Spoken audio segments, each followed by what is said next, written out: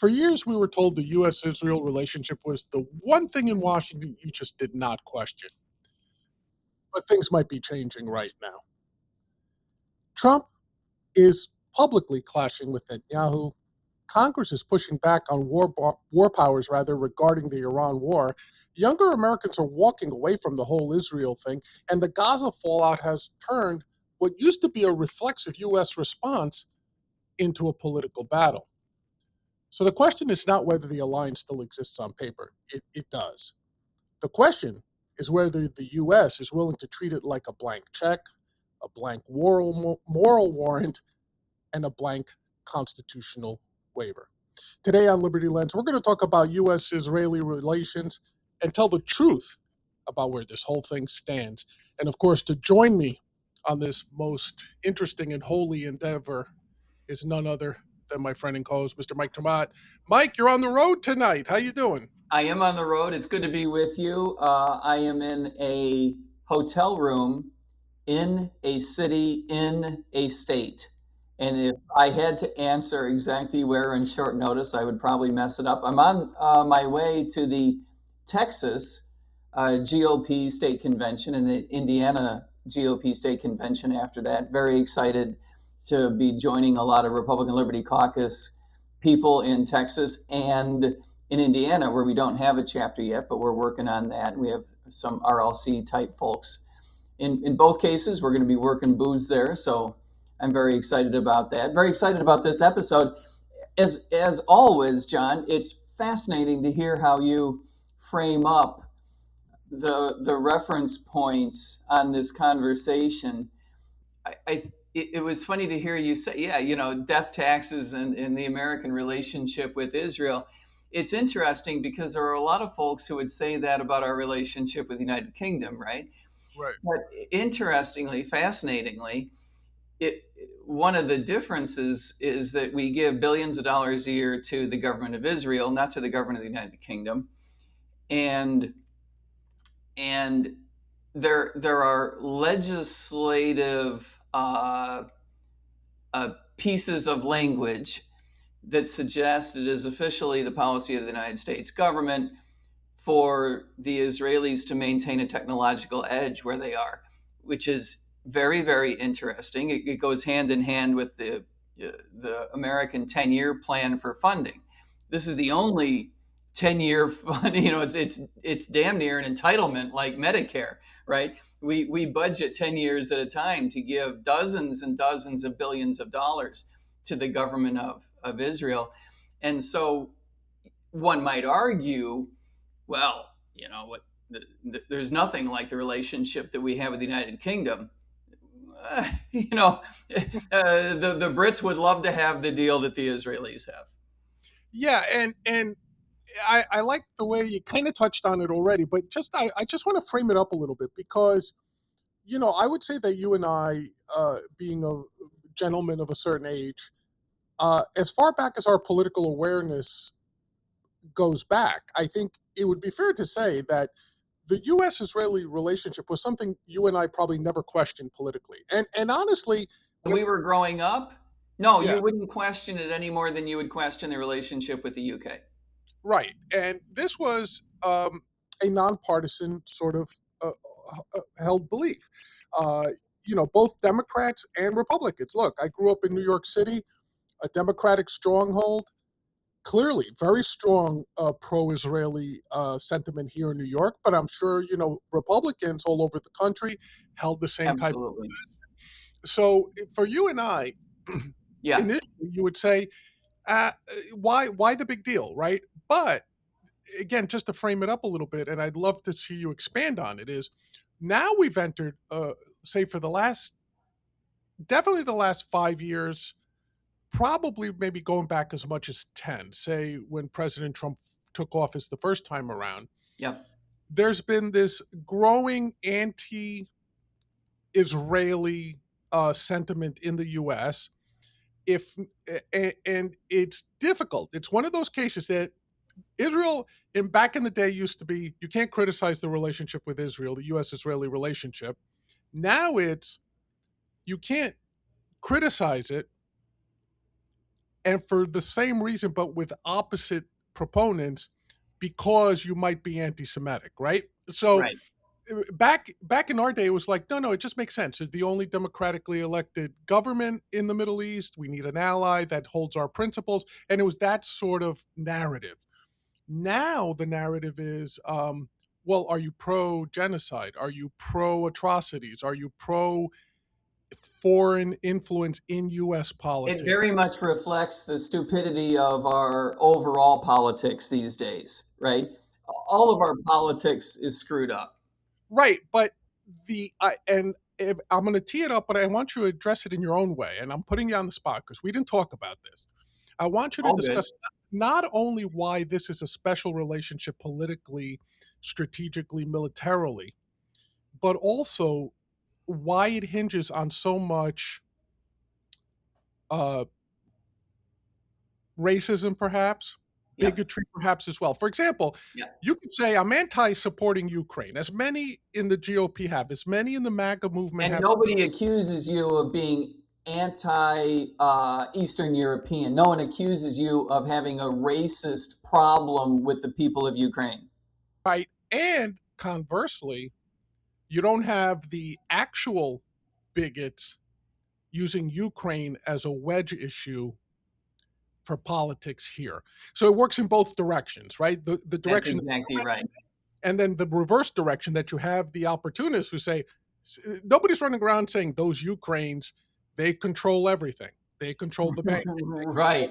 They No, control the Israelis are definitely at a disadvantage because of the very ancient yet very powerful anti Jewish, anti Semitic strain through so much political and cultural environment through Europe, especially Eastern Europe, but into Western Europe and into the Americas, and for the past couple of centuries, right?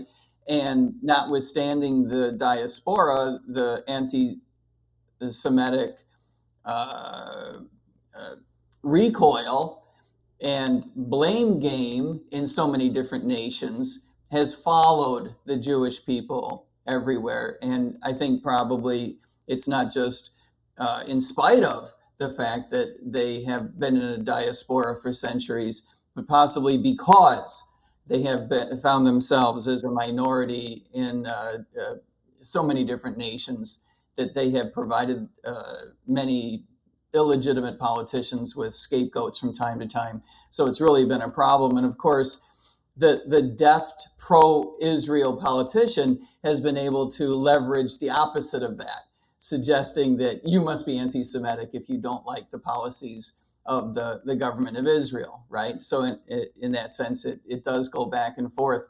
You know, it's interesting you pointed out that when we were younger, you wouldn't question the relationship with Israel. But certainly in our parents' generation, you and I were born in the 60s, certainly our parents' generation, right? My folks were born in the 1930s, maybe yours were too. The nation of Israel didn't even exist yet.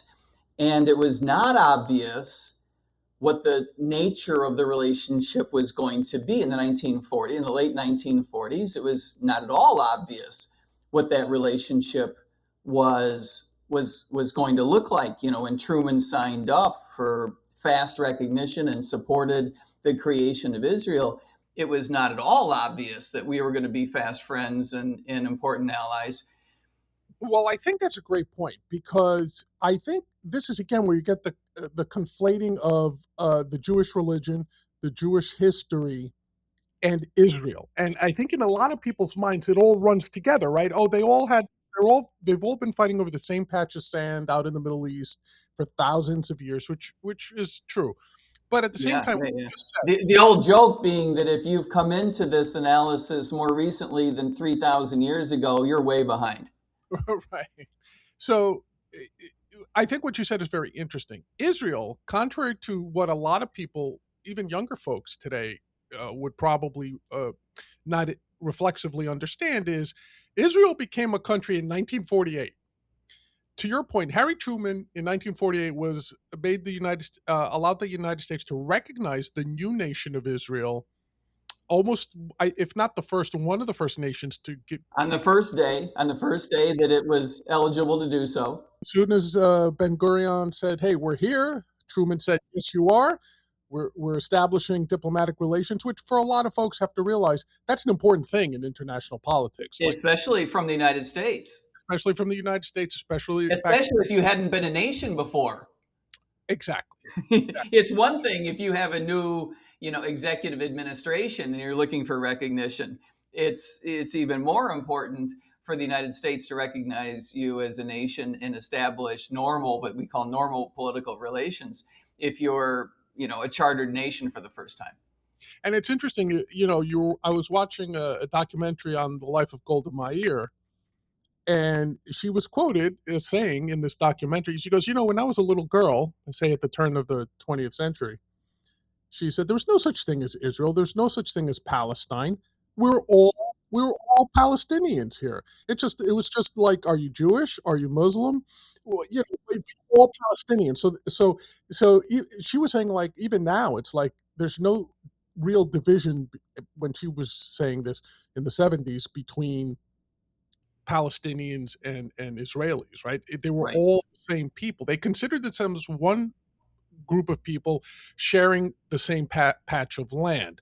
Yep. Geopolitics, whether it was the Palestinian solution with Great Britain, whether it was Yep. the formation of Yep. Israel, and then all the ongoing conflicts. It's a So, very interesting observation. And, say what you will about the Israeli government, the motivation of Israeli politicians, about which we are going to say a lot over the next hour, and not all of which is flattering, that's for darn sure. Say what you will, it has to be recognized that the creation of the nation of Israel has been one of the most extraordinarily divisive actions taken by the United Nations and this group of nations, led by the United Kingdom and the United States. One of the most divisive things that happened in the 20th century that was not of a violent nature, although there were issues of force in moving people from one place to another and coercion. But as far as actions that were not outright violent war, this is one of the most divisive things that happened in the entire century.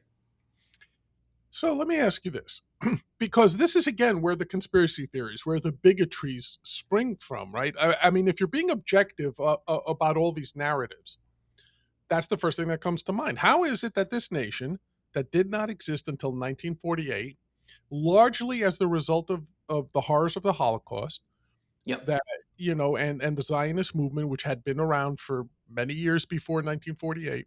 possibly I would give it, say, 65, 70 years in earnest prior Yep. to the formation of Israel. Yep. What Yeah, motivates? before World War One, before World War Two, but gained a tremendous amount of emphasis and a lot of momentum during World War One. And you're right, World War Two was the trigger.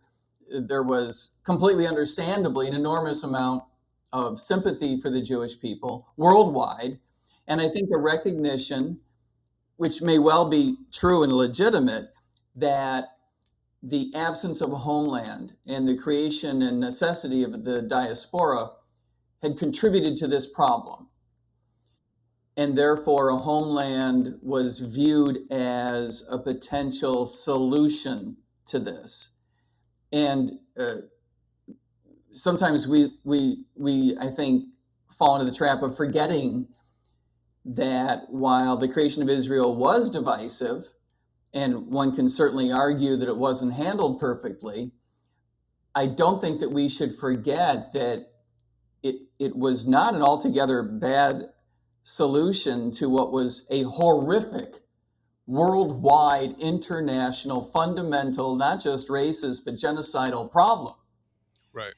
And so we need to recognize that, however you might be critical of the way the United Nations handled this in the 1940s, that cup is at least half full. Right. And to so again, I have to ask, going back to that time, talk to me about what eventually becomes the U.S. and Israel being politically tied at the hip. Yeah. Because When I think that's very critical, right? It's not just that it one day is. Nixon woke up and said, "Hey, we're Israel's best friend today, and No. I'm going to send Kissinger jet setting all over the world." Right? That wasn't that didn't happen overnight, right? So No, it was a lot of buildup beginning with Harry Truman. One of the things that I think that we don't talk about much in the United States is how we got into this bit of a pickle. I have long argued that we need to disentangle certain aspects of the extent to which our foreign policy and the Israeli government's foreign policy are so intertwined. And that's going to be the theme of a lot of what we talk about today, is that we need to recognize these are two different governments, two different nations, two different sets of national interests. And, we need to be a little bit more at arm's length, both for our interests and for the Israelis' interests, by the way. But how did we get here? One of the things that we almost never talk about in the United States is what a crappy job the American government did in terms of building relationships in the Middle East coming off of World War II, particularly relative to what a good job the USSR did. We need to call it the USSR. Kids, ask your parents. Russia was this giant federation of related satellite nations, and did a very good job of reaching out to Arabic nations in the Middle East and building these relationships that were not just economic, not just social and cultural, but military. yeah, And say what you will about communist philosophy, and you and I are not to be outdone by anyone else with the criticism that we lay at the feet of communists. But say what you will, they have always been motivated, in no small part, to spread their philosophy around the world. And many of them have been very good at this, or maybe not very good at it, but put enough resources behind it to make it look like they were good at it, right? right. Much more so than, for example, Beijing, much more so than the People's Republic of China. Moscow always leaned into this idea that it was partially their responsibility. Now, to a certain extent, they were trying to expand their empire, right? They were imperialistic, not just philosophers wanting to save the world. I'm sure there was a piece, let's give them the benefit of the doubt. I'm sure there was a piece of it that just wanted to spread communism for the sake of, saving the workers around the world. But they were an imperialistic power, and they wanted to control the Middle East. And it took a number of years for the United States to realize, and this is where the Cold War, comes from, is the American realization that if we didn't get our act together and oppose the spread of communism, it was going to take over enough of the world that it could create a very uncomfortable situation for us. Right. Use your imagination. This is how we got into Vietnam, because of the Chinese spread of communism and control and relationship in Southeast Asia. But in the Middle East, there wasn't a Vietnam, there was Israel. And so the view was that if we built a military stronghold in Israel, it would be a bulwark against the spread of communism in the Middle East. This is something that we rarely discuss in the United States, is how we got into this. It wasn't, look, I was raised Lutheran with tremendous respect and admiration for the Holy Land, and going there was one of the seminal experiences of my life. And to bring my son there, and to send my daughter there, and travel all over, not just the Middle East, but extensively through Israel, it's a big deal. I love Israel, right? But having said that, that was not really the fundamental reason that we got into this. Now, there are those who would argue that it is, right? There are any number of Christian nationalists who are happy to make the case today that the reason we have this relationship is because of the Holy Land. And that's a very sweet argument, but it's crap. It's just not true. The reason we have this relationship is to keep the Russians at bay in the Middle East. That's the truth. Now, that's not as happy a story, but that is the story of the 1950s. And So I'm sorry to interrupt here, but so with the initially derisive claim that Israel was always our 51st state, right? Like you've heard that. but in essence, what you're telling me is, to some extent, it really is something like that, because it was literally planting an American flag in, underneath the Star of David, the flag with the Star of David on it, to ensure that we could have a front against the Cold War in the Middle East, is what you're saying, basically. And John, this is one of the ironies of what people are always saying about the Israeli government manipulating the American government. Much of which is true, right? The American government does get manipulated. We'll talk about this in more detail. American politicians get manipulated by Israeli politicians all the time, right? That is true. But let us not forget that it started out with American politicians manipulating Israeli politicians, trying to buy influence with the billions of dollars that we would give them in military aid and other aid, and the things that we would do to help build up Israel into what is arguably, the United States and Russia aside, but relative to their peers, the superpower in that area is. We've always said it. Yeah. I mean, as much as President Trump says, hey, we can't let Iran have a nuclear weapon, we can't have them develop nuclear capabilities, people, which is true. But people forget, like, Israel is a nuclear power in the region, the only one. What does he have to get to Pakistan and India, say, to get to the next one, right? It is interesting that we did view it that way. But let me just bring you a little bit forward, because that's interesting, that that Israel was viewed initially as a tool, as a chess piece in the Cold War, which, again, I don't think a lot of people frame it that way and realize that. I think another thing that people don't realize is that we've never had a mutual defense treaty with Israel. That's Like, right. there is no formal treaty with them, right? But in 1981, and we've always been allies of Israel, right? I think there was this great documentary. I think it was on Showtime about a year ago, on Golda Meir. Helen Mirren played Golda Meir's role. Absolutely. It was a great, to show the relationship she had with Kissinger, who was, of course, Jewish and had a sense of being caught between Nixon and Meir when it came to Israel-U.S. relations. Very interesting play Yeah. there. So, you've always had this thing like, we're going to help out Israel. Since we manipulated them initially, right? Yep. But really, what happened in 1981 was that the U.S. started formalizing some. Okay, we got to have some structure in place to keep Israel on top in the Middle East, right? So, Yep. so we made a commitment in the 80s to make sure that Israel could never be outgunned in the Middle East, that they were always on top technologically. What was it? We granted them non-NATO. Special non-NATO alliance. Right. So they got a certain status, as if as if they were a NATO ally in the NATO alliance, but they really were not. And So this the relationship is special when you have to say it's non-NATO. right. It's a non-NATO. Meaning Whatever. we don't actually have an Article 5. We don't have Article 5. But this is special. Right. And this was still in the Reagan administration in 1987, I think. Yeah. So so so basically, we're saying, like, okay, Israel now, aside from we want them to be in charge in the Middle East, because they're sort of the extension of the U.S. presence in the Middle East, and they're there to prevent the spread of communism. Well, really, Mike, one could argue that after the Berlin Wall fell, Yep. after the USSR dissolved, Yep. The Yep. United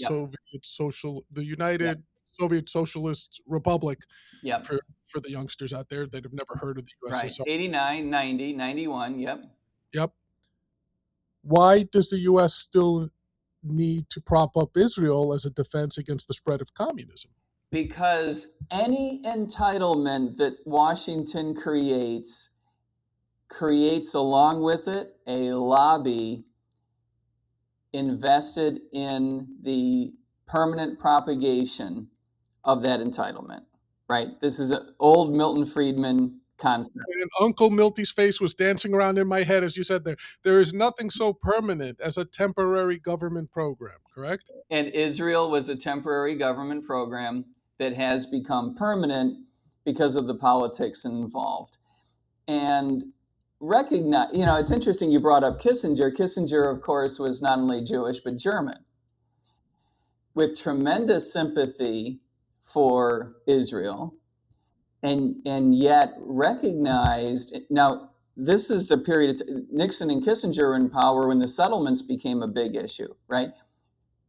Jewish settlements, Israeli citizens settling in occupied territories, territories that the government of Israel decided to occupy as a matter of advancing, promoting their security, coming off the 1967 war in which they were attacked. So they used the 67 war to take over territory. So they found themselves with the Gaza Strip and with the West Bank, and they were allowing their citizens to expand the homeland into these occupied territories. Homesteading. Clearly in violation of international law. Right. Clearly in violation of local law, right? Clearly. This is unquestionable, and the American government recognized it later on in the 1980s that it was illegal, but decided not to do anything about it. Kissinger recognized this was a problem, and there were things said to the Israeli government, but they were said quietly. And so it was always a matter of turning the other cheek. We would look the other way, and the government of Israel would allow the population to move into these areas. Right. And this has been now 60 years of allowing Israeli citizens to move into these territories in violation of international law, and in violation of international law is recognized by the American government. But we don't do anything about it because we needed the ally in the Middle East at the time, and then politics became what it was. So after the fall of the Berlin Wall, to your point, it was no longer quite as critical from the standpoint of the Cold War, but we viewed it as important to maintaining stability in the Middle East. So here we are with a government. Go ahead. Here, right? Because you said a lot, and obviously it's a bit of a historyism, but I'm going to try to speak for perhaps people in the audience until this show goes live. Okay, so communism fell, as you said. So now, why is the United States at that point, in your opinion, saying, "Okay, let's reevaluate our options here"? Like, do we continue supporting Israel? Are we better off turning on Israel, being neutral towards Israel? Are we in for a pro wrestling heel turn? Do we all of a sudden advance and become allies of Iran, of Egypt? Obviously the other major powers in the vicinity, right? Because clearly there's tension going on, not just between U.S. USSR or U.S. Russia in that region. There's also the tension between the indigenous nations in that region, right? So Iraq, Iran, Lebanon, Egypt in particular, right? So why doesn't the U.S. sit back and either say, "Okay, Israel, we had a good run. You served your purpose to us. Okay, we're not going to turn our back on you, but at the same time, we're sitting this one out." The feeling was that the instability that would come from a war would undermine the world economy because so much oil came from the region. Aha. Okay. So now that's now part two I want you to tie in. Strait of Hormuz became famous in college courses when I was in 1979 and 80. My professors were already trying to impress upon my thick skull how important the Strait of Hormuz was. Right. And look, it still is to this day, right? Witness what's going on with our economy. And there's reasons why people say that region of the world, the Middle East, has been in a constant state of conflict since the dawn of recorded history, right? There's always been conflict in that area. Okay. So you talked about the political entanglement we've had with Israel and the reasons for it, and it wasn't, perhaps as obvious as many people think. But how, and not as pretty. And not as pretty as people think, and not as cut and dried as people think. But now part two of it is, it's not just the political, it's not just the cultural, It's very clearly the economic, right? Very clearly, very clearly. We need this stability. We can't have war going on there, people thinking they're going to close the Strait of Hormuz. So is that just the folks in Washington who feel that way, or is that American business using their power of the pocketbook, their power of the purse, right? Saying like, "Hey, Mister." Absolutely. The Texacos of the world. That's what I'm saying. Texaco, Standard Oil, all those big guys. Are they sending money to Washington saying, "We're on board, Mister Candidate"? Well, yes, but you'd be surprised how little lobbying you actually have to do when the world recognizes that they're right. The Seven Sisters, the seven big oil companies in those days, we used to call them the Seven Sisters, were telling the truth when they told their politicians, if you don't keep stability in the Middle East, we're all screwed, right? British Petroleum and Dutch Shell and the big five American oil companies that made up these seven were not lying, right? They were not trying to pull the wool over the eyes of their domestic politicians. They were telling the truth. If we have war in the Middle East and we don't have access to oil, we have a problem, right? We have and by we mean the Western world has a problem. And so this is slightly different than the other huge force that wanted to keep financing Israel, the American military industrial complex, which did engage in tremendous lobbying, and to say corruption, I think, would fairly be characterized as an understatement. Bags of cash may have been involved. I'm not naming names. Bags of cash may have been involved. I worked for a lobbyist when I got to Washington in the early 90s, and there were still old timers who informed me that there may have been situations where quite literal bags of cash were involved in the lobbying business. Okay, it wasn't all just about making your best argument, of course. So the military industrial complex was all about the idea of Washington continuing to provide money to Israel because that money would circulate back to acquire weapons from American arms manufacturers. Oh, of So course. yeah, so they love this. They love this deal, and they were happy to be one of the lobbying forces. A lot of the youngsters like to blame correctly some of the modern day lobbyists in Washington, AIPAC, for example, and others that want to keep this relationship with Israel going. But I think that is giving short shrift. That is disrespecting the domestic lobbies in the United States that want to keep this relationship going because there's so much money at stake in it for them. So, and I don't mean to gloss over too much, but I want to keep it moving a little bit. So we've kind of established. Okay, so we established the history. We established the geopolitical reasons for the propping up of Israel by the United States. We just went over economic reasons, Oh, and John, to be fair, we need to mention that there really were threats of war and ongoing attacks against Israel. Israel is not merely a paranoid nation inventing out of whole cloth this idea that they need to be supported or else there's going to be a war. They were telling the truth. Okay, the Iranians really do support terrorists all over the Middle East trying to kill Israelis, right? The Egyptians really did want to wipe Israel off the face of the earth, as did many of the governments in the area, from Syria to Turkey to the Gulf states, which is weird by today's standards.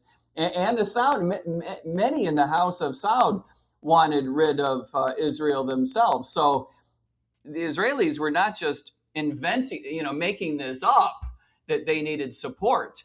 They were telling the truth.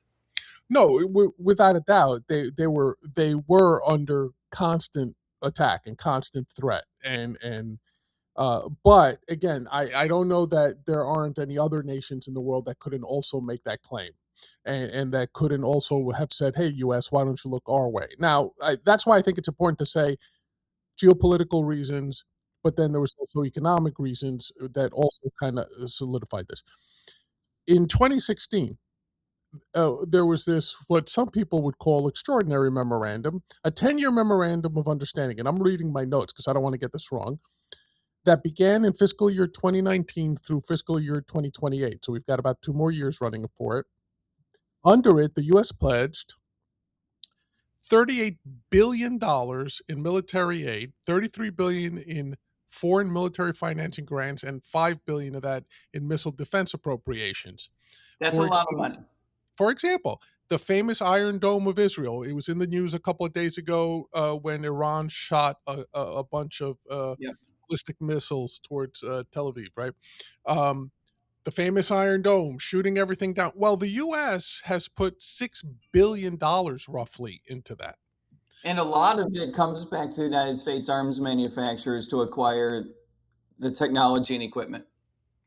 Yeah. There's so the U.S. is, but Mike, talk to me about this. When was In deep, and it's interesting, John. I'll let you finish that question, but it's interesting that we always do call it the Israeli Iron Dome, which I think is more politically palatable to a lot of Americans. If you were to tell Americans the truth, that it's actually an American Iron Dome, it just protects a different country, I think a lot of Americans would, I don't know about recoil, but might question.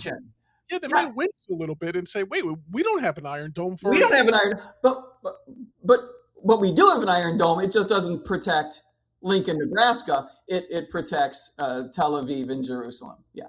Exactly. So to that extent, Mike, when's the last time you had largely bipartisan agreement on a 10-year funding plan?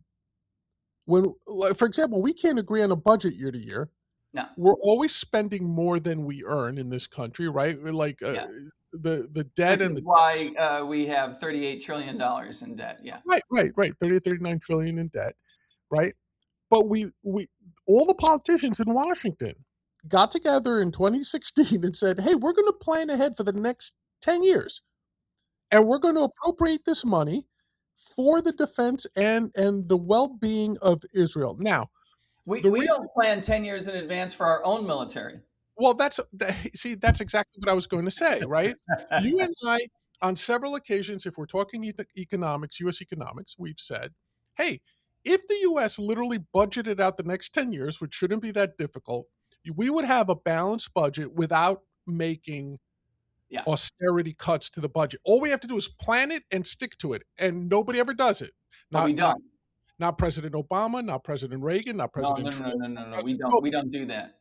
But in 2016, everybody in Congress got together and said, for Israel, we're going to do it. Now, I understand everything you said up until now. But now treat me like I'm a 20-year-old in this country now, and I'm trying to make sense of this whole Israeli relationship to the U.S. and everything else that I've been reading. How in the hell did we get the U.S. Congress to agree on this 10-year meticulous plan to the benefit of Israel, but we can't get our budget together on an annual basis? We always have to have continuing resolutions. For something this extraordinary to happen, you have to have the confluence of 2 or 3 important factors coming together at once. And we've talked about several of the pieces, right? The military industrial complex in the United States has done a very good job of lobbying both sides of the aisle to gain this support. And they view, in large part correctly, this as money for them.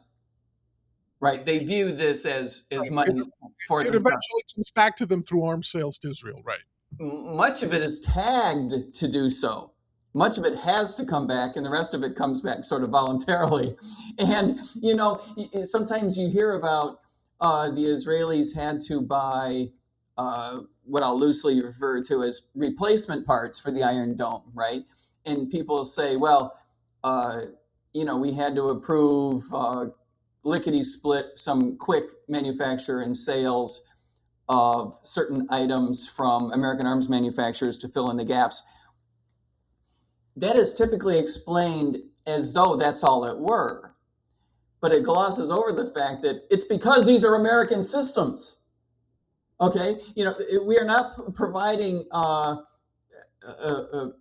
resupply. We're not providing spare parts for French systems or for systems that were developed nativistically in Israel. No, that's not the case. These are systems that were developed in places like St. Louis and Utah and Pasadena. These are, these are American systems. That's number one. Number two, Israel has done a great job of lobbying both sides of the aisle to maintain this relationship. Number three, we continue to fear, maybe this is a different episode about whether or not we should be paranoid of Moscow, but we continue to fear the relationship between Moscow and many of these Arabic nations and the spread of the anti-Israel sentiment, the potential for war, and what that would mean to the economy. So it's extremely important, as well as, and we will need to talk about Tehran, as well as the rise of the Iranian Revolution and the willingness of Tehran, which is, Iran is a giant country with a relatively underdeveloped economy, so they're not swimming in cash, but because they're such a large nation, something like 80 million people, they're able to muster quite a significant amount of resources and dedicate it to the propagation of anti-Israeli and anti-Western proxies, Hezbollah, Hamas, the Houthis, and others in the Palestinian territories, for example, around the Middle East. And these are destabilizing forces, and we believe that we need to prop up Israel in the face of these potential and live attacks. So I think somewhat ironically, the Iranians have misplayed of all the nasty things you might say about the Iranians, the least of which is that they have misplaced their hand in the Middle East. And I don't think that we can be surprised by that. I don't think that we should be surprised by the extent to which the Iranians are as anti-Western as they are. You can call them evil if you want to, and we do, and I think that's probably appropriate, but you cannot be surprised by the Iranian behavior over the past few decades. They are controlled by what we call the Iranian Revolutionary Guard Corps. Right. The R in IRGC is revolutionary. They were revolting against a Western propped Shah. Okay, so to pretend that we are surprised by the Iranian behavior over the past few decades is just us willfully being stupid. You can hate it, but you can't be surprised by it. So this is the situation that Israel finds itself in. And because we are so committed, dedicated to the proposition that we must maintain stability in the Middle East for our access to oil, we have created this long-term commitment to Israel of an extraordinary nature. We believed at the time, perhaps correctly, we believed at the time that if we would sign a 10-year commitment, that it would send the signal to our adversaries in the area that this was for real, and that they should respect us and stand down a little bit. This was our attempt to have a long-term view, right? We're always laughing about the extent to which the Chinese have a 400-year time horizon, and we have a 4-year time horizon. And so you can't really out-horizon them. Right. But for us, to your point, 10 years is an extraordinary length of time, right? And I think that the idea was that by making such a long commitment, we would not only send the signal to our adversaries to respect us and our commitment in the Middle East, but importantly, this was our signal to the military-industrial complex that it was okay for them to make long-term commitments to the design of systems that could not be created in 10 months, right? These are systems that required many, many years to be developed, and for them to be as profitable as they wanted them to be required a long-term commitment. And if we're talking about the last, say, since the evolution of MAGA, since the beginning of MAGA, say around 2015, the Israeli question really hasn't been all that unified, right? I mean, part of what I find fascinating is that the way the current administration and its followers and its base view Israel. On the one hand, you have maybe the Christian nationalists, maybe the actual Christians, who, much like yourself, have a connection to Israel because of the Holy Land, because of its religious significance, and they're like, "Hey, we got to prop this up. It's the Holy Lands. We got to be a good ally to Israel. It's the Christian thing to do, if I could use that phrase, right?" There's a lot of that. There's also simultaneously a chunk of MAGA that says, hey man, why are we entangling ourselves? It's America first. It's not Israel first. And why is AIPAC in Washington? Basically, they're putting their sticker on candidates. Famously, there's only a handful of Republicans who have not taken any money from AIPAC. Thomas Massie, we saw what happened to him. Uh, Marjorie Taylor Greene. I'm not sure. I think Boebert is a third one that hasn't taken. I could be wrong about Boebert, but famously, Greene and Massey never took a dime of AIPAC money. They're both gone for one reason or another. So you look at this and you say, MAGA. There's a large chunk of MAGA, Mike. I think you would agree that saying like we're very anti-Israel. They don't represent America first. We're constantly at odds and in conflict with the rest of the Middle East because of our what they view as illogical uh, alliance with Israel, like to have that deep an alliance with Israel. Yeah. So politically, and we're going to lead up to current events, but I want to give you this runway for you to talk about this. Talk to me about the political fallout. We said you and I, as Republicans in the 80s and the 90s, this would have never been a question. Now it's a question in the Republican Party, and especially for President Trump's base that's split on the issue, I think. Yep. How did we get to where Israel now is, look, maybe we're not pro-Israel anymore politically? And most Americans are pro-Israel, but not to the extent to which they used to be. And there's a huge gap between Americans over 50 and Americans under, say, 35 or 40. And to your point, that's the major demographic division line. It's not based on wealth. It's not based on gender. It's not based even on religion. It's an age-based bright red line. Yeah. Below 40, you're probably anti-Israel right now in the U.S. Yeah. Over 40, you're probably very pro-Israel. Yeah, and I think that's for a couple of very different reasons, but all important reasons. One is either a lack of respect for the history or a lack of being beholden to the history, right? Youngsters don't feel, either for lack of awareness or because it's just no longer as relevant as it used to be, a lot of young Americans do not feel that everything that happened in the 1940s and 50s and 60s and 70s, 80s and 90s, and even the early 2000s is enough of a foreign affairs political institution that we need to respect that and keep this relationship going just because it's the way it's always been done, just out of political momentum.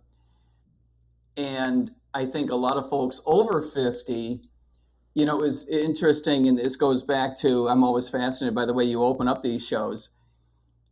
A lot of folks over 50 just became used to it and never questioned, right? And so are so willing to go along with it in the absence of a compelling, logical reason why this relationship needs to be so special, right? And so that's number one. Number two, I think that the demarcation line in terms of age mirrors how young people in the United States feel about war in general. Mm-hmm. And that's for a couple different reasons, not just because ethics are different, but because I think a lot of youngsters look at the most recent conflicts and realize, correctly in my view, that the United States just isn't good at this. The United States military is very good at blowing things up and taking control of sea lanes and good at controlling land, and good at killing and mayhem, and good at specific operations. But we are not good politically at controlling what governments do. We're not good at nation building. We're not good at intimidating other governments into doing our bidding. We do things badly. When we invade a country and we topple a government over and over again, we screw up whatever is on day 7, right? And I think youngsters are correctly sick of that because it's dangerous.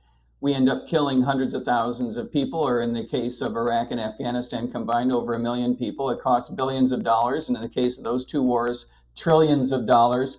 It's a national embarrassment. It's expensive for the American people. Thousands of dollars out of every pocket in the United States.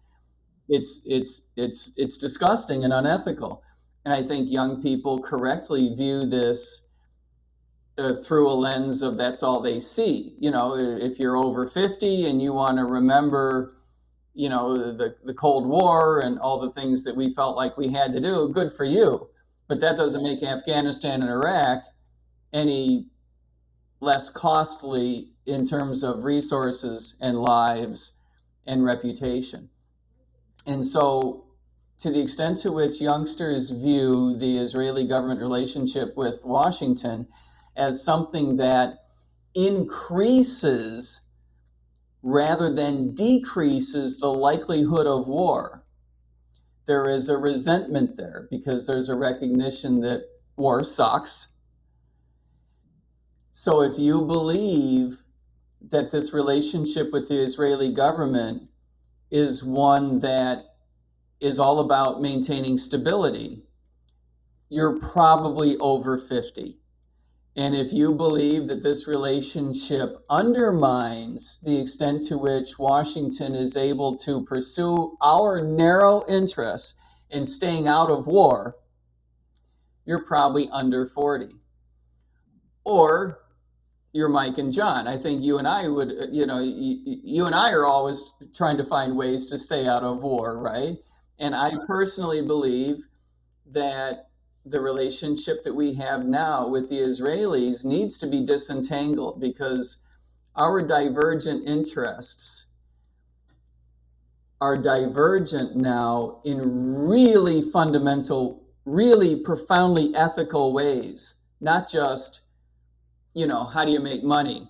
You grow corn and I grow soybean. No, we're talking about really fundamental things. And this came to light last week when Benjamin Netanyahu wanted to continue prosecuting the war against Hezbollah in Lebanon, and Washington wanted him to cut it out, and President Trump told him to cut it out, and Netanyahu scaled it back but didn't cut it out completely, and they ended up in a shouting match, and each side admitted that they were in a shouting match. Right. Which I think is everything you need to know about where this relationship is going. This is not the first shouting match between an Israeli prime minister and an American president, but it is the first time, of which I'm personally aware, that both sides admitted it on the same day. Yes, it's if there's been another case of it, I don't remember it. To your point, but it's never happened that the Israeli prime minister, the U.S. president, publicly admitted, yeah, we had words. We kind of yelled at each other, and this is on the heels of the criticism that President Trump had after Marco Rubio's statement to initiate war with Iran by saying, "Hey, we had to. Not Israeli. Israel was going to do it, so we had to jump in." Right? In essence, I'm paraphrasing. The attack on Iran. Yeah. We So had to pull the trigger because Israel was going to pull the trigger, and if they pulled the trigger first, then Iran would have struck back at our targets and our allies' targets, and we couldn't have that, so we had to join them. yeah, That's the tail wagging the dog right there, John. Absolutely, Mike. And when your funded proxy is calling the timing of the shots, you have lost control of the relationship. Well, I think that's and look, there were again, based on age, the younger generation was already up in arms about the Israeli actions in Gaza, rightfully so, probably. And so there was already some political pushback on that front. Like you couldn't go on a college campus without pro-Palestine protests, right? Yeah. Then you had the political, in my opinion, miscalculation of the Trump administration that started to deport students for expressing that opinion. So politically now things are heating up, perhaps more so in terms of anti-Israeli fervor that I've seen in legitimate political circles in my lifetime. There's always, Anytime. It hasn't been like this in the 80 years. yeah, and I mean, look, and I want you to talk about this. You've always had the people who have used anti-Semitism, have used the relationship, the U.S. Israeli relationship, as a pretense for anti-Semitism, right? That's always existed, Yep. and it still exists today. Yep.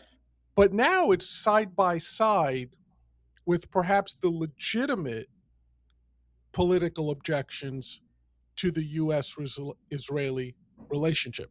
Yep. So I wanted to talk to you about that in terms of politically now, it's a tightrope, right? You on the one hand, you have to acknowledge, I would think, if you're a responsible politician, you have to acknowledge, and this goes for Democrats and Republicans and libertarians, everybody, you have to acknowledge the legitimate, like, what's our relationship with Israel? Does it need to change?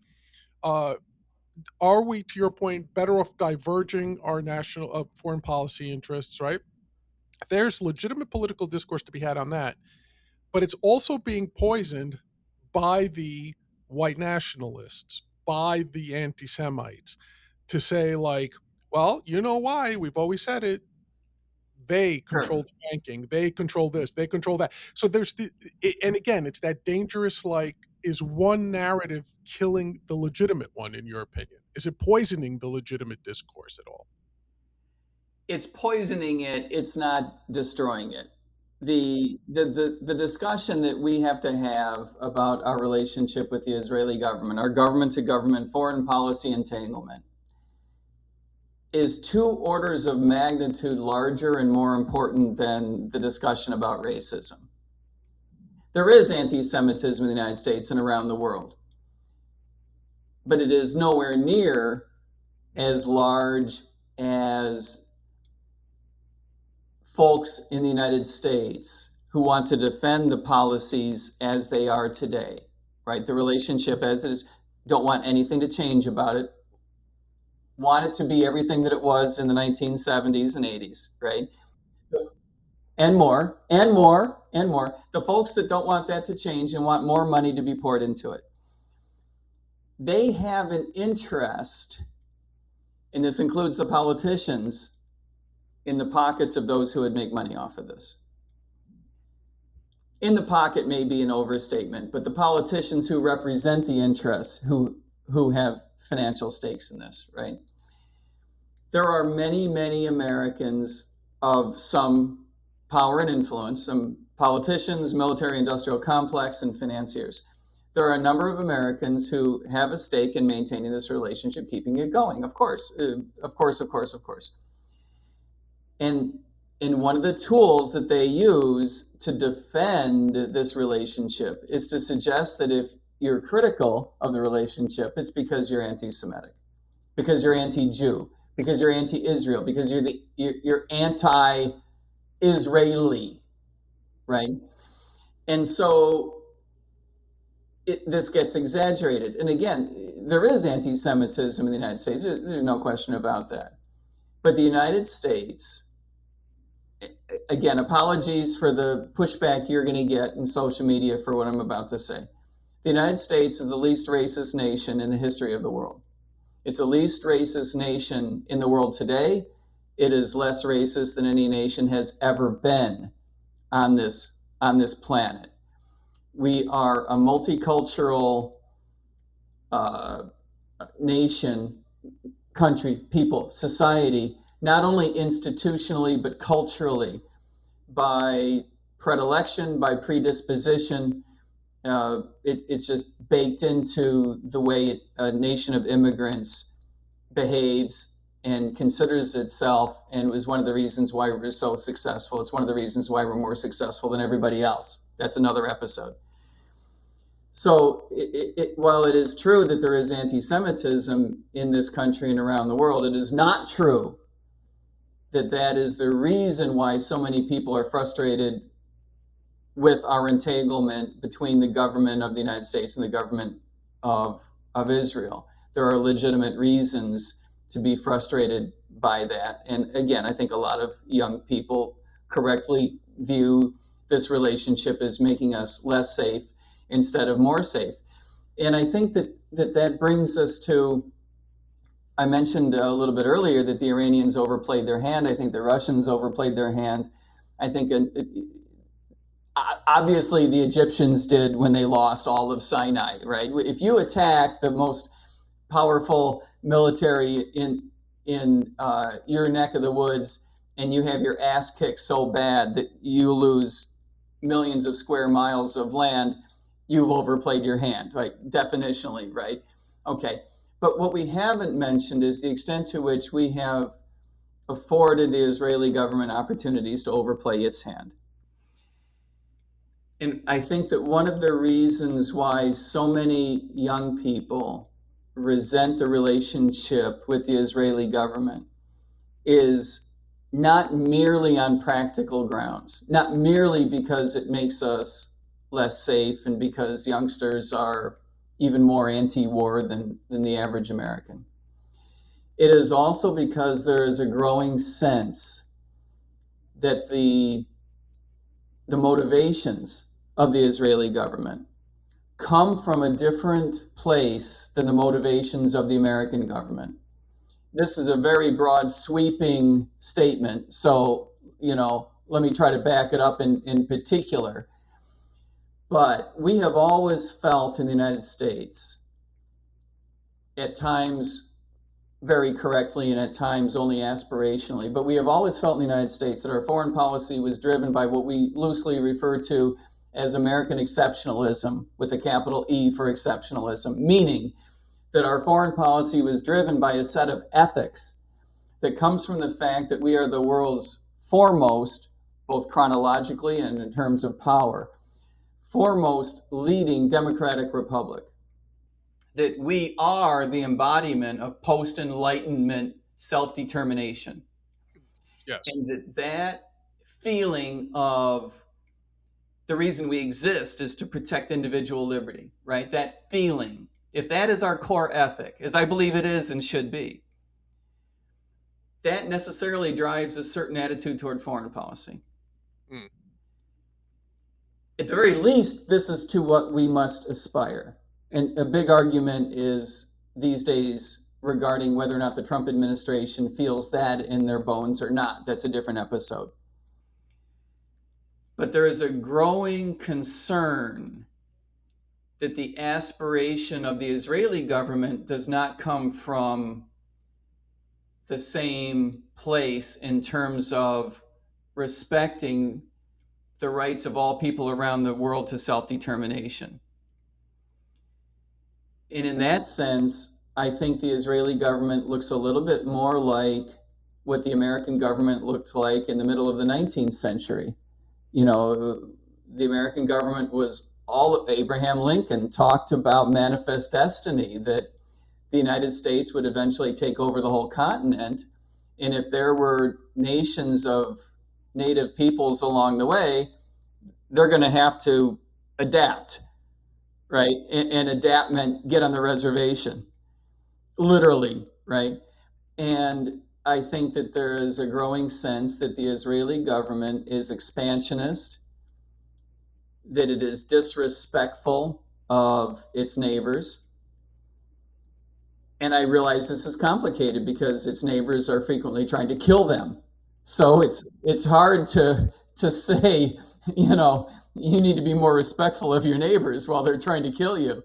I'm not trying to suggest this is easy, but there is I think a growing sense among Americans that the Israelis should have, for a variety of reasons practical and a variety of reasons ethical, should have handled the situation in Gaza and the situation in West Bank very, very differently. That the idea of an occupation of millions of people cannot be a long-term solution.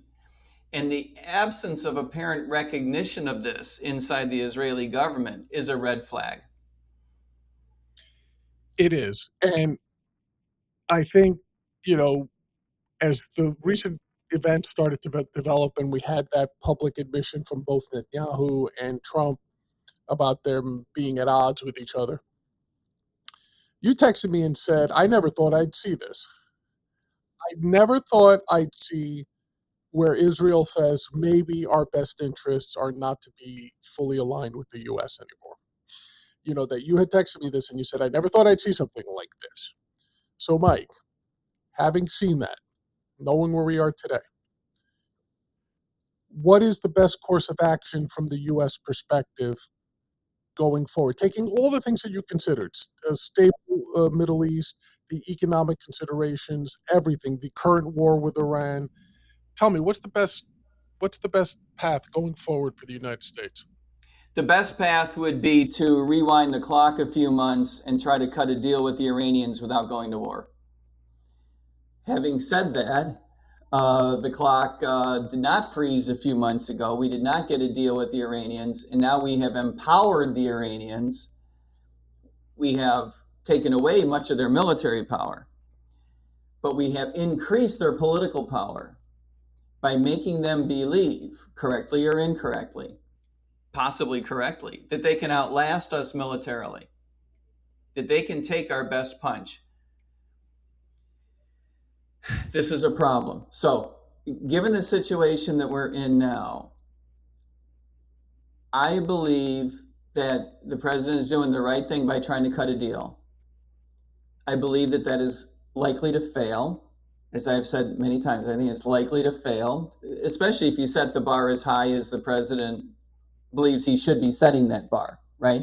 The Iranians do not have an interest in signing such a deal. I think the United States is going to have to go back to warring against Iran. And I wish that we weren't in this situation. I would have handled the situation very, very differently several months ago. I would not have given up on the Obama deal without a way to enhance and replace it, right? It's like giving up a job before you find another job, right? Your old job sucks, but you still got to put food on the, don't give it up quite yet. Don't give it up quite. I would not have given up on the Obama deal. The Iranians were in compliance, notwithstanding what the White House would tell you. The Iranians were in compliance. I wouldn't have given up on that. Okay, so we misplayed our hand with Iran, and now I believe we're going to have to go back to warring to bring them to the table.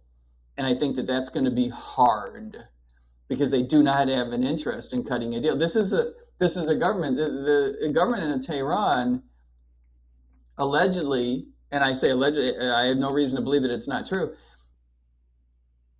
executed, killed dozens of thousands of its own citizens, in large part motivated because they were protesting.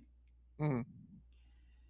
That is not a government that you're going to intimidate with economic sanctions, taking out missile launchers, blowing up a few oil fields, a refinery here or there, closing a couple of ports, sinking their navy. This is a very difficult group to intimidate. They are true believers. This is a set of religious fanatics. They're not going to cave so easily, and this is why we shouldn't have gone to war with them in the first place. I don't often say this, but Obama was right. He only had two choices, war and no war, and war was not guaranteed to work and would have sucked even if it did. So that's why Obama took the crappy deal that he did. And now I think that deal looks just as crappy in retrospect, but at least now we get why he felt like that was as big a bite of the apple as he could get in that particular decade. So we're going to have to go back to war there. we need to find a way to disentangle from the government of Israel. The government of Israel believes that it is in its interest to continue warring with its neighbors. The government of Israel wants to expand its influence over its neighbors. I would even go so far as to use the word control its neighbors. It wants to, there's no question that it wants to fully annex Gaza and the West Bank and control everything that it can, all the way from the Jordan River to the Mediterranean and farther north into Syria, and to even pressure the Egyptians going east and south. There's no question about this. They're an expansionist would-be hegemon in the area, and part of the reason that they allow themselves these aspirations is because they have had the unyielding backing of the Washington government and military industrial complex. If you take that away, you don't merely take away the Israelis' ability to propagate and prosecute these wars, but hopefully you take away the willingness and the aspiration. Sure, you take away the desire. It's not a clear-cut path anymore. One of the things that we don't talk about enough, in my view, is that the over 50, under 40 split in the United States is mirrored in Israel. That there are a lot of youngsters in Israel that aren't all that interested in war and expansion. And they're not all that interested in Benjamin Netanyahu. Yeah, I think people forget they have mandatory military service there. Everybody gets to serve in the IDF, And it ain't pleasant. No, and it's not pleasant at all. And yeah, this is not an assignment in Hawaii. Right, you're actually, to paraphrase the Viet, you're in the shit. You're constantly, there's no other way to describe it. So you're right, that sort of generational divide, existing on the Israeli side could also be key. So Mike, having said that, the U.S. best interests are divesting itself from direct alignment with with Israel's interests, rather. I'm sorry. Uh, yeah. Slowly, Do you but think do you think we recognize that? Do you think there's a recognition in Washington that that's the best path forward, or do you? no. I think that Washington politicians believe that youngsters have heads up butts. That those of us who are either young or, in our case, who are just in the liberty movement, in the anti young at heart. Okay, let's go with that. Let's go with young at heart. We'll pretend like the reason is because we can't remember the Cold War. But the truth is, it is at least in part because we do remember the Cold War and how we got into this stupid situation. I think that folks in Washington believe that they're the only ones that really understand the world. When you listen to two ends of the spectrum, Lindsey Graham and Marco Rubio, who would agree on these policies, but Lindsey Graham is, one of these guys who, let me see if I can put this as charitably as possible. He does not mistake himself for a college professor of political history. Okay. He holds his finger up in the air to figure out which way the wind is blowing, and it's been blowing pro-Israel for a long time.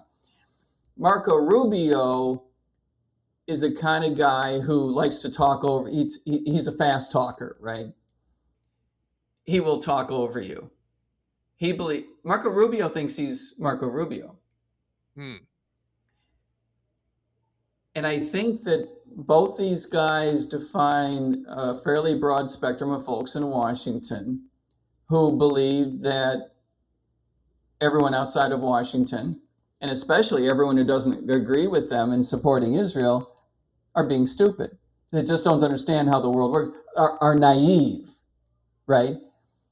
And the truth is, I believe that there is no more naive group of people than the folks who are putting together our pro-Israel relationship and strategy today.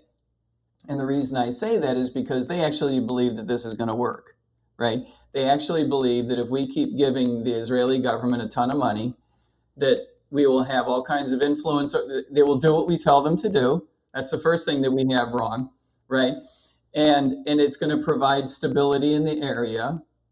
That's wrong, right? And that we will have better relationships between our hemisphere and the Middle East.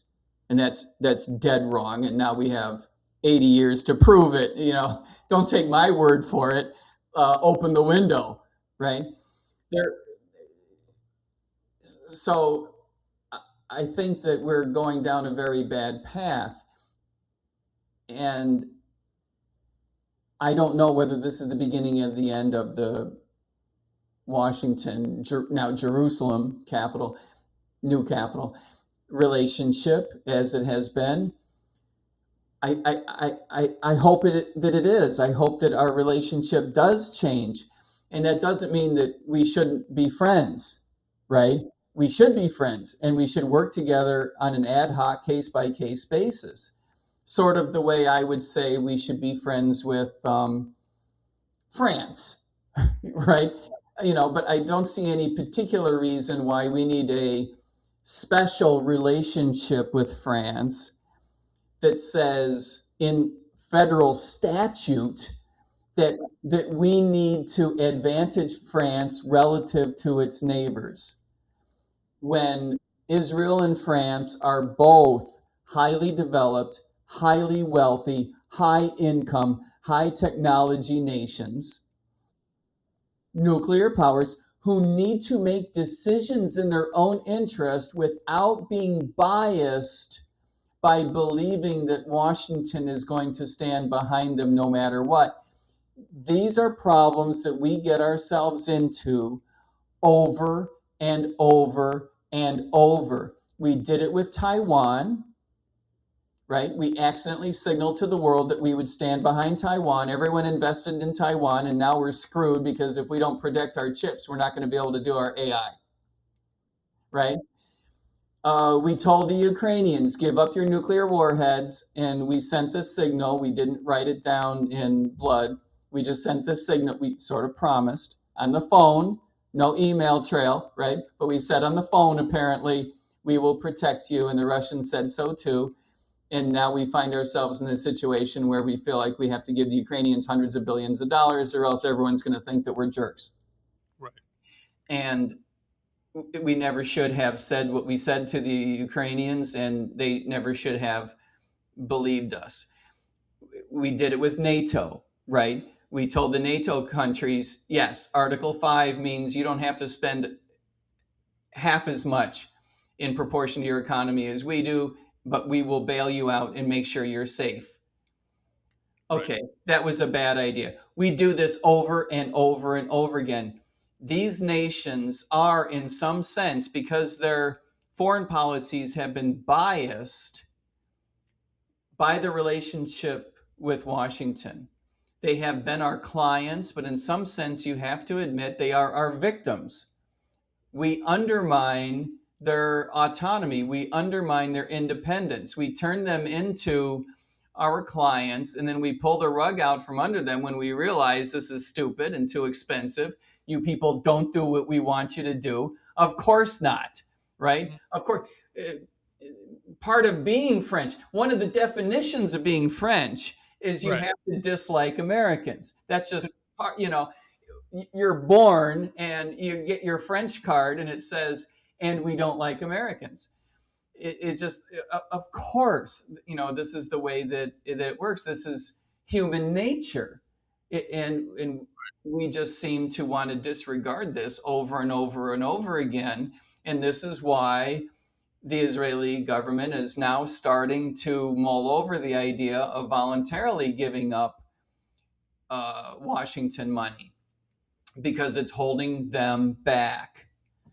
You and I spoke last year about the extent to which the American government was holding back the Poles. The government in Warsaw wanted to take greater action against the Russians regarding Ukraine. And we had to We had to hold them back, right? Because we didn't want things to escalate. Well, gee whiz, if Warsaw wants to stand up to Russia, I thought that's what we wanted. How did we get into this ironic situation where, because we have this stupid treaty, we can't let people defend themselves because we're afraid that we'll be dragged into it. So we have to beg everyone to stand down and let your sister get punched in the face. Right, right. It's the opposite of the reason that we signed NATO in the first place. No, you're right, and it's really fascinating because when I look at it, I'm like, well, you kind of took President Trump at his word initially, maybe in 2016 when he was first time around. No new wars. We're going to focus on America first. No new entanglements. We're going to unwind from a lot of these alliances. And it's been very disappointing to me, at least, that it's very selective, very limited, and where it's not the case that he's unwinding and avoiding these entanglements, it's very obvious how much in the bag he is for them. When he was primarying Massie, he made it a point of bringing out Adelson and all these other big money billionaire donors to say, Massie doesn't love Israel, but I do. And here's someone who does, who just happens to have a couple of $100 million to donate to this race, blah, blah, blah. Here's Miriam Adelson, and when you watch that, it's very, very difficult Yeah. Well, to fight off some of these, like you said, bigoted allegations and bigoted conspiracy theories, because here's the president of the United States attacking someone who, under every other metric, is very MAGA forward, very America first. And because he's questioning this relationship, this one special relationship, he needs to get primary. Because he questions going to war, fighting a proxy war on behalf of Israel with Iran, he questions it. Let's roll out the billionaires. And yeah. from a PR perspective, Mike, I'm not going to ask you to comment on it because you may not want to, but from a PR perspective, how worse could it have been than to say, here's a dual Israeli American billionaire, citizen, dual citizen, Israeli American billionaire, who is now going to put a whole lot of money towards silencing the person who's questioning this relationship, who's questioning this war. And I think politically, that was a big mistake. Politically, even now, I'm not even questioning Yeah. like primarying Massie per se, Yeah. but the messaging attached to it, I thought was very, very bad for the president. And again, I don't know if it's the president going off and freelancing when he made those statements, or again, if you, as you said on many occasions, he just got really lousy advice on how to frame trying to primary people like Massie. He is surrounded by nincompoops. He is surrounded by nincompoops. Obviously, he was able to demonstrate that he's more powerful than Thomas Massie, right? And so that turns out to be a plus for President Trump, because he does believe that demonstrating his power is part of what fosters and maintains and creates his power. So it's a big plus for him. He would consider, okay, good for him. However, what I think that the White House misses is that Thomas Massie was a very popular guy. He was very popular in Kentucky, obviously not powerful enough, obviously not popular enough. I get it, I get reality, but he was popular around the United States for a variety of reasons. And consider the following: if that district was made up of nothing but folks under 40, Massie would have won. Yes. Yes, that age gap that we described earlier was very evident in Massie's primary. It was Yeah, huge, extremely. Okay, what does that tell you? What does that tell you about the direction the Republican Party is going? You're on the wrong side of history if you don't recognize that not only the youth in our party are going in a particular direction, but for reasons, for cause. Not because they're young and stupid, right? they're young and anti-war, young and mistrustful of big institutions and doing things just out of momentum because we've always done them that way. Gee whiz, that sounds fairly libertarian to me, and it sounds quite Trumpian to me, perhaps ironically. So I like where the Republican Party is going to go in the future based on the way youngsters view foreign policy. And I think that this will turn out to be a fairly Pyrrhic victory for the president over Thomas Massie. He will get that one seat in Congress to always vote for him, but Massie only voted against him, like twice a year as it was. So I'm not completely certain it was worth it. And on that note, Mike, I have to give you that's the last statement of the show. It was an interesting conversation for everyone out there listening. Thank you for staying with us this long. Mike, please let us know, what have you got coming up? What would you like to promote? After the Texas convention, after the Indiana convention, we're going out to FreedomFest, going to make a big announcement. This announcement, John, is unprecedented in 250 years of American politics. We're going to be launching a campaign that has never been undertaken before. And tell the folks, when is FreedomFest again? It's in Las Vegas. That's not an answer to your when question. The when is July 8, 9, 10, 11. If you want $100 off, email me or go to MikeTremont.com/freedomfest, MikeTremont.com/freedomfest, or just, give me a buzz or an email or something and get you $100 off. And would love to see you there. Freedom Fest is the big movement the big event in the liberty movement. A lot of Republicans there, a lot of libertarians there, a lot of independents, a lot of wackos, and a tremendous amount of fun. So we'll be there in force. We're bringing a team of 9 to the Freedom Fest this year. That sounds fantastic. And where better to have Freedom Fest than in Sin City? The story and the stories yet to come just write themselves, Mike. All right. For Mike Tremont, this has been Big John. You've been watching Liberty Lens. Check out all our past episodes, libertylenshow.com. Like and subscribe to the channel here. It helps us out with the YouTube algorithm. Until next week when we do this again, peace, everyone.